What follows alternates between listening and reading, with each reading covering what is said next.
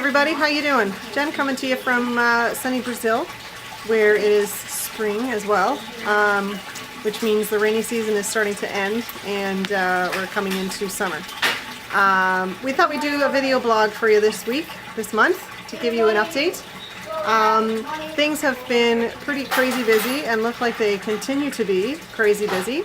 At the beginning of the month, Phil and I started the boys and girls group. So this is working with kids from age 5 to 12 because we currently didn't have anything aside from Sunday school for those kids, and all the kids in our neighborhood really are at risk, but these kids particularly are at risk. So most of them don't have fathers in their family. If they do, the father is absent, or they might have a stepfather or something like that. And so we're really trying to instill in them an idea and the understanding that even if they don't have a father here on earth, they do have a father in heaven who loves them unconditionally. So that's what we're concentrating on during this group. So we don't have a lot of attention from 5 to 11-year-olds. It's kind of crazy. I'm calling it mob ministry because we have about 35 kids last week and it's been just growing. So basically we have about 5 to 10 minutes where I can say something, or try to, in Portuguese about a verse or something like that for them. The rest of the time we just try and have fun. We try and play a game or do a craft. We have a snack, and really just give them something during the week to do aside from hanging out in the street. So we're really hoping that this group will run long term. We're training other leaders within it. Some of our youth are alongside of us and really helping because we don't have, our language isn't perfect yet. We're working on it. It's getting there, but it's not perfect. So they're helping us with that part of it, and we're training them so that they can actually lead this group and it won't be us running it. The other thing that has happened this month is Phil is away this weekend.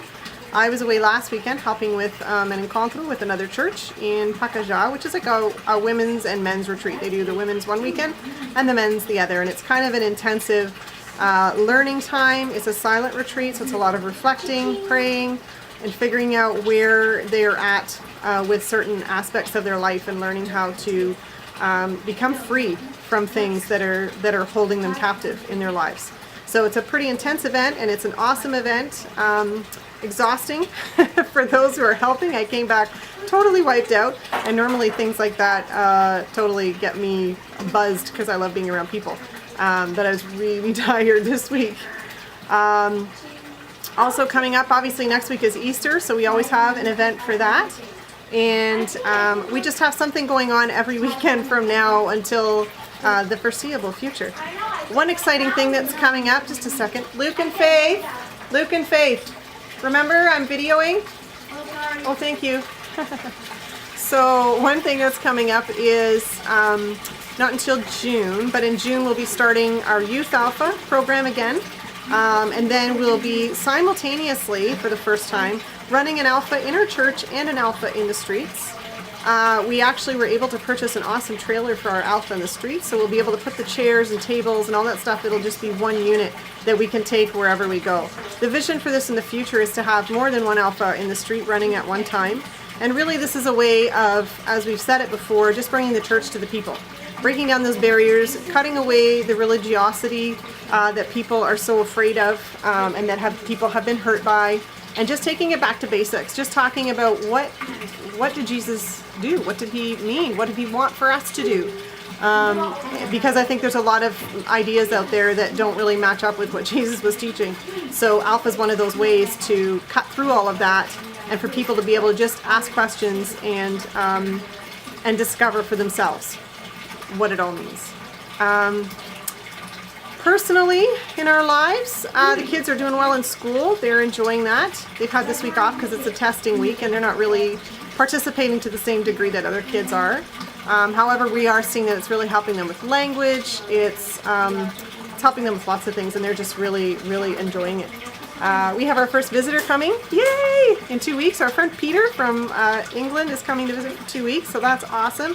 Feel free to come and visit. Ticket prices are pretty cheap right now, and it's lovely and warm here, and we would love to have you anytime. If you have any questions or anything about what we do down here, please feel free to inbox me or email us. at snellsintheamazon@gmail.com. Our blog is of the same address, although I have to update it. I have to be honest, I have not been very good with that lately. And I think that's about all for this month. So I hope you're all doing well back at home. We miss you all terribly. Would love to be able to visit. If I had a transporter, I would be back, you know, whenever I wanted to, but I don't. I can't. One more thing I'm going to show you. I'm just going to flip the camera around. Phil's pilot project for aquaponics. He started it He started it last month. He set the system up, and then we had to wait until our Cristoval event was over because we were going to have tons of people staying here. And now that's what the water sound is in the background, is the water rushing through the system. I posted a picture about it a while back, but the exciting thing is we now have something growing in there. He put the fish in a couple weeks ago, and then last week on Saturday, he put seeds in, and in 3 days, there's something biblical about that. We had things growing. Things were coming to life after 3 days. We had lettuce. I was going to say alface because that's Portuguese. We had lettuce starting to grow, and now there's little tomato sprouts. I'm just going to show you what that looks like. So here's our aquaponics system. So in the bottom there, you have fish, and the water from the fish, lighten that up a little bit. The water from the fish cycles up and goes up to this plant bed here. You can see the water dumping down onto the plants. And then what happens is this tank here, once it gets to a certain level, it creates a siphon system, and the water, as you can see, it's happening down here right now, dumps back down into the fish tank. So the fish tank is actually nice and clear and clean. There is a pump that's working, and it runs on the electricity of about a light bulb, so it's not a huge amount of electricity. The idea for this system is that if it works really well, we are hoping that it's something that we can share with our neighbors. That's something that you could even support and help with, is to sponsor something like this once we get it going as an actual approved project. For right now, this is just our pilot project, but here are our little baby lettuce. Can you see it? Our little baby lettuce and our little baby tomatoes. It's so exciting. So we're really excited. Yeah, we're really excited about it. We're going to be able to help people provide their own food because vegetables are really expensive here. So we're hoping that that's going to help. It's just one of the things we're doing. See you later. Ciao for now.